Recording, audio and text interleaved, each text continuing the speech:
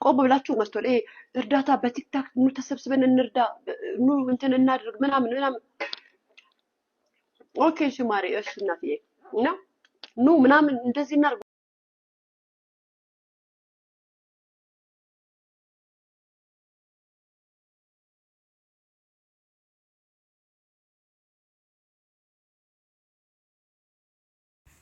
ሰላም ጤና ይስጥልን ውድና የተከበራችሁ የአስማረች ዩቲዩብ ተከታታዮች እንደምን አላችሁ? እኔ ደህና ነኝ እግዚአብሔር ይመስገን። በያላችሁበት የዓለም ዳርቻ ሰላማችሁ ብዝት ትርፍ ይበልላችሁ እያልኩኝ ዛሬ እንግዲህ እንደተለመደው በአዲስ ቪዲዮ መጥቻለሁ ማለት ነው። ለዚህ ቻናል አዲስ የሆናችሁ ሰብስክራይብ በማድረግ የደወል ምልክቷንም በማጥቆር ቤተሰብ ይሁኑ እያልኩኝ ለቀጣይ ቪዲዮ ቀድሞ እንዲደርሷችሁ ማለት ነው።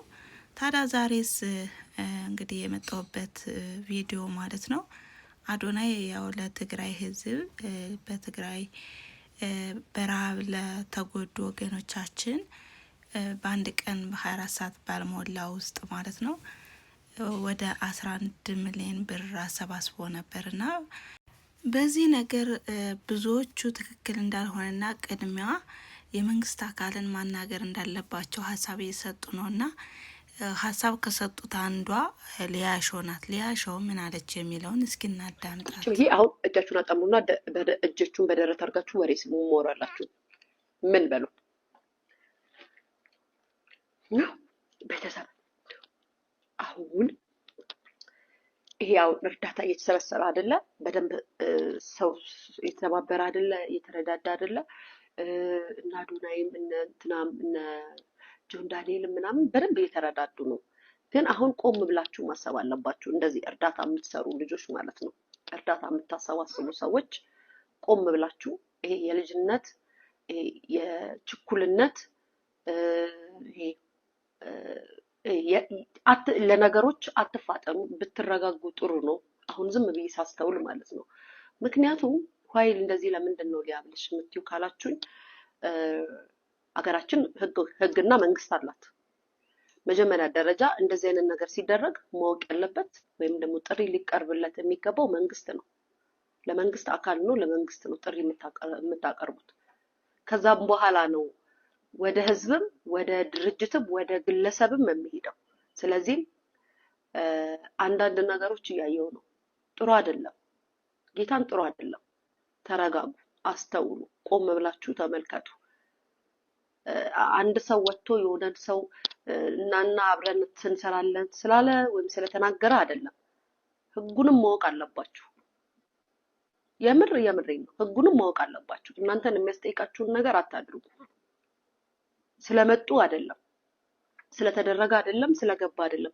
በመጀመሪያ ደረጃ የሚደረገውም ነገር የሚሆነውም ነገር በጣም ደስ ይላል። ትብብሩም እርዳታው ምናምን በጣም ነው ደስ የሚለው። እንደ ኢትዮጵያዊ ደስ የሚል ስራ ነው የተሰራው። በጣም ደስ የሚል ነገር ነው የተደረገው። እውነት እግዚአብሔር ምስክሬ ነው። ግን ደግሞ መንግስት ያላት ሀገር ናት። ተረድታችሁኛል? መንግስት ያላት ሀገር ናት ኢትዮጵያ። መጀመሪያ እርዳታን ለመጠየቅ ወይንም ደግሞ ለማውራት ከመቸኩላችን በፊት ቆም ብለን ማስተዋል ያለብን ነገሮች አሉ። እኛም እርዳታ የምንሰጥም አካሎችን ደግሞ ቆም ብላችሁ መመልከት አለባችሁ። ወይስ ቆም ብላችሁ መስቶል እርዳታ በቲክታክ ኑ ተሰብስበን እንርዳ ኑ እንትን እናድርግ ምናምን ምናምን ኦኬ እሺ ማሪ እሺ እናትዬ እና ኑ ምናምን እንደዚህ እናድርግ ወከባ ስለተፈጠረ አይደለም። መቅደስ ዳበሳ የለቀቀችውን አይታችሁታል? የጻፈችው መጀመሪያ ጥሪ ስታቀርብ ለመንግስት ነው ጥሪ ያቀረበችው። ከዛም በኋላ ደግሞ ለእርዳታ ድርጅቶች ነው ጥሪ ያቀረበችው። ከዛ በኋላ ነው ለባህል ሀብት ጥሪ ያቀረበችው። ስለዚህ አንዳንዴ አስተውሉ። ይሄ ሚዲያ ላይ ስለተጨበጨበልህ ሁሉ ትክክል ነው ምናምን፣ ኧረ እባክህ እንደዚህ የሚባል ነገር የለም። ሀገሬ እስከኖርኩ ድረስ የሀገሬን ህግ የሀገሬን መንግስት አክብሬ ነው የምኖረው። ስለዚህም ይሄንን ማሰብ አለብን። ማስቀደም ላለበት ታስቀድማለህ። ስለተሰዊ ትክክል እኮ ነው ምናምን ተብሎ በአንድ ላይ ስለተጨው አይደለም። እርዳታ ለሚያስፈልጋቸው ወገኖች በአጠቃላይ ከትግራይም ክልል ይሁን አማራ ክልል ለሚያስፈልጋቸው በአጠቃላይ በአንድነት ድምጽ እንሰጣቸዋለን፣ እናረግላቸዋለን። እንጠይቃለን መጠየቅ ባለብን ነገር ግን የሆነ ወከባ ተፈጥሮ እዚህ ጋር እንደዚህ ምናምን ሲባል አንዳንዴ ግርግር ይፈጠራል። ሞኝ ነህ እንዴ? እዚህ ጋር ሚዲያ ላይ ስለተደነቀ ስለተጨበ ሶሲ በወጣ የተካይኒ ፍቅር አመሰግናለሁ እናትዬ። ስለተጨበጨበ ስለተወራ አይደለም። በተቃራ ሁሉን ነገር ሲወራ እርዳታም ሲጠየቅ ችግርም ሲደርስ ሁሉን ነገር አንድ ነገር ላይ አትለጥፉ። እሺ እኔ ሀሳብ አለኝ ከዚህ ላይ እንግዲህ ያው ሁሉም ነገር ፕሮሰስ ቢኖረውም እንኳን ነገር ግን ህዝብ በራብ መሞት የለበትም ባይነኝ እንደኔ እና እናንተስ ምን ትላላችሁ?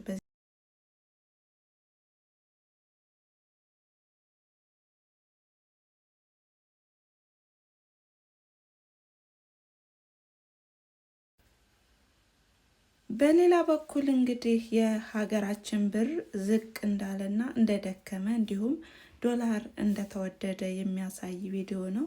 እስኪ አዳምጠን እንመለስ። የኢትዮጵያ ብር ከዓለም ደካማም መገበያ ገንዘቦች ተርታ ተሰለፈ። አንድ የአሜሪካን ዶላር ዛሬ እስከ 185 ብር ድረስ ሲመነዘር ውሏል። የዕዳ ሽግሽጉ ለብር መረጋጋት ወሳኝ ይሆናል ተብሎ ይጠበቃል። ዝርዝሩን በአጭሩ ላቀርብላችሁ።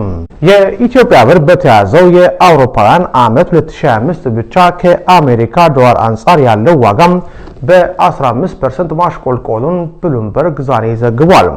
ይህ የዋጋ መቀነስ ብርን ከአርጀንቲናው ፔሶና ከቱርኩ ሊሬ ቀጥሎ በዓለም ላይ በደካማነቱ ሶስተኛ መገበያ ገንዘብ እንዲሆን አድርጎታል።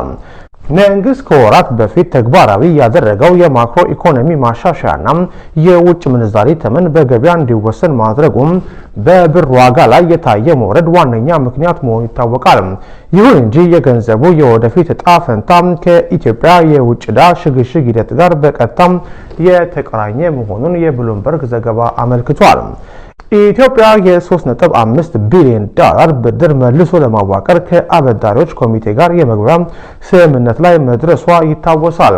የዚህ ስምምነት ወደ ተግባር መቀየርና የ1 ቢሊዮን ዶላር የዩሮ ቦንድ ባለይዞታ ከሆኑ ዓለም አቀፍ ኢንቨስተሮች ጋር የሚደረገው ድርድር በስኬት መጠናቀቅ በብር ላይ ያለውን ጫና በእጅጉ ሊያቃልለው እንደሚችል ባለሙያዎች ግምታቸውን አስቀምጠዋል። መንግስት በቅርቡ ከዩሮ ቦንድ አበዳሪዎች ጋር በመርህ ደረጃ ስምምነት ላይ መድረሱ የሚታወስ ሲሆን ይህም አገሪቱ ወደ ዓለም አቀፍ የካፒታል ገበያ በድጋሚ ለመመለስና የተቋረጠውን የውጭ ፋይናንስ ፍሰት ለማስቀጠል መንገድ ይከፍታል ተብሎ ይጠበቃል። በአሁኑ ወቅት በመደበኛ የባንክ ገበያ አንድ የአሜሪካን ዶላር በ151 ብር ከ60 ሳንቲም አካባቢ እየተገበያየ ይገኛል። ይሁን እንጂ በትይዩ ወይም በጥቁር ገበያ ያለው ዋጋ አሁንም ከፍ ያለ ልዩነት ያሳየ ሲሆን እስከ 185 ብር ከ50 ድረስ በተለያዩ አካባቢዎች ደርሷል። በዱባይ፣ በዩናይትድ አረብ ኤሚሬትና እንደዚሁም በአንዳንድ የአሜሪካ ስቴቶች ያለው ዋጋ እንደ ስቴቱ ይለያያል። ይህ በባንክና በጥቁር ገበያ መካከል ያለው የ20 በመቶ ገደማ ልዩነት አሁንም በገበያ ውስጥ ከፍተኛ የምንዛሬ ፍላጎትና እጥረት መኖሩን ያሳያል። ባለሙያዎች እንደሚጠቁሙት የብር ዋጋ መውረድ በራሱ አሉታዊ ብቻ ሳይሆን የወጪ ንግድን ለማበረታታት እድል ይፈጥራል። ይሁን እንጂ ስኬታማ የሚሆነው የሚከተሉት ነጥቦች ሲሟሉ ነው። 1. የብር ዋጋ መቀነስ የኢትዮጵያ ምርቶችን በዓለም ገበያ ተወዳዳሪ ስለሚያደርጋቸው ቡናን ጨምሮ ሌሎች የግብርና ምርቶች በብዛት ተልከው የውጭ ምንዛሬ ገቢ ማደግ ይኖርበታል። 2. መንግስት የበጀት ክፍተቱን በመቀነስና የገንዘብ ህትመትን በመቆጣጠር የዋጋ ንረቱን ማረጋጋት ይጠበቅበታል። 3. አዲስ የወጡት የሊበራላይዜሽን ፖሊሲዎች እንደ ባንክና የችርቻሮ ዘርፍ ለውጭ ክፍት መሆን አዳዲስ ዶላሮችን ወደ ሀገር ውስጥ ካስገቡም በብር ላይ ያለውን ጫና ይቀንሳሉ። በአጠቃላይ ብር በዓለም ደካማ ገንዘቦች ተርታ ቢሰለፍም የዕዳ ሽግሽጉ ስምምነት መሳካትና የዓለም አቀፉ የገንዘብ ድርጅት ወይም IMF የሚሰጠው ድጋፍ መቀጠል በዓመቱ አጋማሽ ላይ የገንዘቡ ዋጋ አንጻራዊ መረጋጋት እንዲያገኝ ሊያደርገው እንደሚችል ይጠበቃል ሲሉ ባለሙያዎች ይናገራሉ። እንዳዳመጣችሁት ነው እንግዲህ ሀገራችን የኑሮ ውድነት እየናረ ወደ ላይ እየወጣ ብራችን ደግሞ ዝቅ እያለ ነውና እንግዲህ እግዚአብሔር ደግሞ ይሄን ይመልስልን፣ መረጋጋትን ሰላምን ሰጥቶ ይሄ ቀን የሚመለስበት ቀን ይመጣል ብዬ ተስፋ አደርጋለሁ። በሌላኛው ቪዲዮ እንግዲህ የአንዲት እህታችን የሀቢባ ስለ ጥሩ ጓደኝነትና ስለ መጥፎ ጓደኝነት ያለችውን ነው። እስኪ አዳምጠን አሁንም እንመለስ። ጓደኛን የምታውቁት አንድ ለደስታችሁ አንድ ለሐዘናችሁ ጊዜ ነው። በደስታችሁ ጊዜ እንኳን ደስ አለሽ እሰይ እንኳን ሆነልሽ የማይል ጓደኛ ምን ያደርግልኛል? ለሐዘን ጊዜ ራሴን አወጣለሁ ከዚህ ችግር ከሷ ጋር አብሬ አልወቀጥም ከሷ ጋር አብሬ ችግር አላሳልፈም የሚል ጓደኛ ከችግር የማያወጣኝ ጓደኛ ምን ያደርግልኛል? ክፉ ደጉን አብረን አሳልፈን በችግር ጊዜ ጥሎኝ የሚሄድ ጓደኛ ምን ያደርግልኛል? በሐዘኔም በደስታዬም በጎኔ የማላገኘው ሆነ በደስታዬ ጊዜ ቅናት የሚያንቀጠቅጠው ሆነ በችግሬ ጊዜ ችግሬን አብሮኝ ማሳለፍ የማይፈልግ ከሆነ ሶ ፎርዋርድ ጓደኝነት አብሮ ፌሽታ ለጭፈራ ለመብላት ለመጠጣት አንድ አይነት ለመልበስና ቲክቶክ ላይ ለመጨፈር ሶሪ ብቻዬን ሆናለሁ። ቤተሰብ አለኝ ትዳር አለኝ ልጆች አሉኝ በእነሱ ደሰታለሁ እንጂ ጓደኛ አያስፈልግም። እያየን ነው ጓደኛ ምን እያደረገ እንዳለ እንዴ ግዴታ ራሳችን ላይ እስኪደርስ ድረስ መጠበቅ የለብንም። ሰዎች ላይ በመናየው ነገር ትምህርት መውሰድ አለብን። ብልጥ ከጓደኛው ይማራል ከሰው ይማራል ብልጥ ከሰው ይማራል። ሞኝ ደግሞ ራሱ ጉድጓድ ውስጥ ካልገባ ራሱ እግሩ ካልተሰበረ አይማርም። በራሴም ተምሬያለሁ በሰውም አካባቢ ላይ ባለው ሰው ተምሬያለሁ በራሴም ተምሬያለሁ። ሀቢባ በጣም ትክክል ናት። እንግዲህ ከዚህ ላይ ሁላችንም ማስተዋል ይገባል። ሁላችንም ብልጥ ከጓደኛው ወይም ከሌላ ሰው ይማራል፣ እንዲሁም ሞኝ ሰው ደግሞ ከራሱ ይማራል የሚለውን ነው ያለችን ማለት ነው። እና አንዳንድ ጊዜ ብዙዎቻችን የምንሸወደው ነገር መጀመሪያ ላይ እንቀርብና ያን ሰው ይሄ ሰው ጓደኛ ይሆነኛል ብለን ቀርበን ሲያበቃ ማለት ነው ከዛ መካከል ላይ ይክደናል። ምክንያቱም የሆነ በደስታ ቀን አብሮ ይጨፍራል ይጫወታል ይስቃል፣ ግን ሳቁ ከውስጥ ሳይሆን ከላይ ማለት ነው የማስመሰል አይነትና ነገር ግን ያ ሰው ሲቸገር ወይም ስትቸገር ሸርተት ብሎ እንደ ተልባ የሚሄድ ጓደኛ እሱ ቢቀር ይሻላል። እና እያንዳንዳችን ሁላችንም ጓደኛ ስንመርጥ መርጠን መሆን አለብን። አስተውለን ቆም ብለን አስተውለን ማለት ነውና ለጭፈራ ለዳንኪራ እንዲሁም ለሁሉም ነገር ለደስታ ብቻ ሳይሆን በችግር ጊዜ አብሮ አለውሽ አለው የሚል ጓደኛ መሆን አለበት። በተቃራኒው ደግሞ መልካም ጓደኞች አሉ። ሲከፋቸው አይዟችሁ እኛ ያለን ለምን ይከፋቸዋል የሚሉ ማለት ነው። እና በዚህ አጋጣሚ መልካም ጓደኛ ያላችሁ ልጆች ወይም እህት ወንድሞቻችን ታድላችሁ ማለት ተፈልጋለሁ። በሌላኛው ቪዲዮ ደግሞ ዘና እያደረገ ትምህርት የሚሰጠን ቪዲዮ ነው። ይሄ ቪዲዮም በሁላችንም ቤት ያለ ነውና በተለይ የሶሻል ሚዲያ ከመጣ ወዲህ ሁሉም ስልክ ላይ ተጠምዶ ነው ያለውና በየትም በየቦታው ብትሄዱ ማለት ነው ሌላው ይቅር ጎረቤት መጥቶ እንኳን በስነ ስርዓት የማያወራበት እንዴት ነው ኑሮ ጤና ሶሻል ላይፍ በአጠቃላይ እንዴት እንደሆነ ራሱ እየተረሳ ይመስላል። እና አሁን እንግዲህ ከዚህ ላይ ማለት ነው እንግዳው መጥቶ ማውራት ራሱ እስከሚያቅተው ድረስ ማለት ነው ምንድነው ሁላቸውም ሴትየዋም ስልክ ላይ ናት፣ ሰውየውም ስልክ ላይ ነው፣ እንዲሁም ተማሪው ልጁ ሳይቀር መጣ ሃይ ሰላም ብቻ ነው። እና ከልብ ከውስጣቸው እንኳን ሰላም አልተባባሉም። እና እስኪ አይተን እንመለስ። እንድንጫወት መሰለኝ የመጣሁት። ቆይ በእናትህ ጨርሻለሁ። ተጫወት። እውነት ባርኮት እንዴት ነህ? ህይወት እንዴት ነው? ሃይ ሮሜን ልቆልፍ ስለሆነ ማንም ሰው እንዳይረብሸኝ። ኦኬ። ለምን ካዘዛችሁ አይቀር አይገርፋችሁም?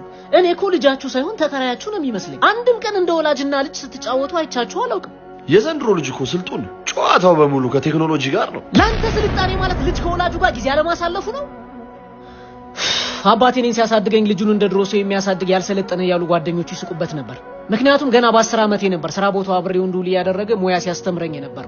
ያው አሁን ያለ ሶፋ እልል ያለ ዳይኒንግ ቴብል ምቾት ያለው አልጋ ለደንበኞቹ በጥራት የሚያቀርበውን ዛፍሮ ፈርኒቸር በቦሌ ቡልቡላ ልዑል ህንጻ 3ኛ ፎቅ ላይና 22 መክሊት ህንጻ 1ኛ ፎቅ ላይ የከፈትኩት እና ዛሬ እንደ አባት ቀርበ መልካም ዘር ካልዘራህበት ስልኩ ላይ የሚያያቸው ነገሮች ነገን ክርዳድ ሆነው ይበቅሉበታል። እኔ አባቴ በደም ስሬ ያዋሃደውን የእንጨት ስራ በስጋ ገልጬ የ3 አመት ዋስትና ያላቸውን የፊኒሺንግ ስራቸው ጉድ የሚያሰኙትን ዲዛይኖቻቸውና ከለር አማራጮቻቸው እንደ ሰማይ ከዋክብት የበዙትን ጥንካሬና ውበት መለያቸው የሆኑትን ኢምፖርት ስታንዳርድ የቤት ውስጥ ዕቃዎችን ሀገሬ ላይ አመርታለሁ። ዛፍሮ ፈርኒቸር ብዬ ከፍቻለሁ። ምስጋና ለአባቴ።